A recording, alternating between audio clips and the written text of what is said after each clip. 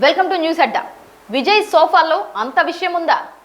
తమిళనాడు రాజకీయాల్లో ఇప్పుడు ఎక్కడ చూసినా సోఫా ముచ్చట్లే వినిపిస్తున్నాయి. సాధారణంగా రాజకీయాల్లో వెన్నుపోట్లు, క్యాంపు రాజకీయాలు చూస్తుంటాం, కానీ ఈసారి ఏకంగా సోఫా సెట్లే రాజకీయ సమీకరణాలను మార్చేశాయనే వార్త ఆసక్తికరంగా మారింది.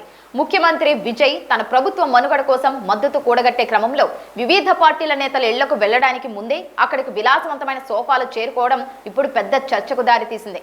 ఒకరిద్దరి ఇళ్లకైతే యాదృచ్ఛికం అనుకోవచ్చు, కానీ వెళ్లిన ప్రతి చోట ఇదే సీన్ రిపీట్ కావడంతో దీని వెనక ఏదో పెద్ద విషయమే ఉందనే అనుమానాలు వ్యక్తమవుతున్నాయి. ఈ వ్యవహారంపై డిఎంకే నేత ఉదయనిధి స్టాలిన్ నేరుగా విమర్శల దాడికి దిగారు. అసెంబ్లీలో విజయ్ ప్రభుత్వం విశ్వాస తీర్మానం నెగ్గినప్పటికీ ఆ గెలుపు ప్రజాస్వామ్యబద్ధంగా రాలేదని ఆయన ఆరోపిస్తున్నారు. మేము ప్రజా తీర్పును గౌరవించి ప్రతిపక్షంలో కూర్చుంటే మీరు మాత్రం ఎమ్మెల్యేలకు విలాసవంతమైన సోఫా సెట్లు పంపించి వారిని ప్రలోభపెట్టి అధికారాన్ని దక్కించుకున్నారు అంటూ ఉదయనిధి ఎద్దేవా చేశారు. ఈ మొత్తం వ్యవహారానికి డిఎంకే సోఫా మోడల్ అని పేరు పెట్టి సోషల్ మీడియాలో ట్రోల్ చేస్తోంది.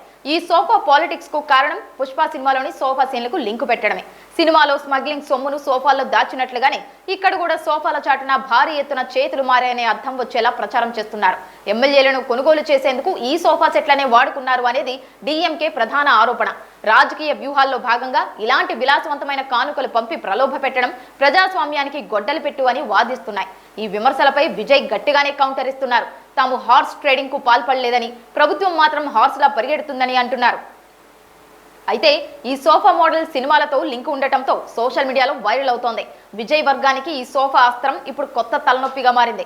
కేవలం ఇవి మర్యాదపూర్వకంగా జరిగిన ఏర్పాట్ల లేక నిజంగానే ప్రలోభాల పర్వమా అనేది మాత్రం ఎప్పటికీ బయటకు రాకపోవచ్చు.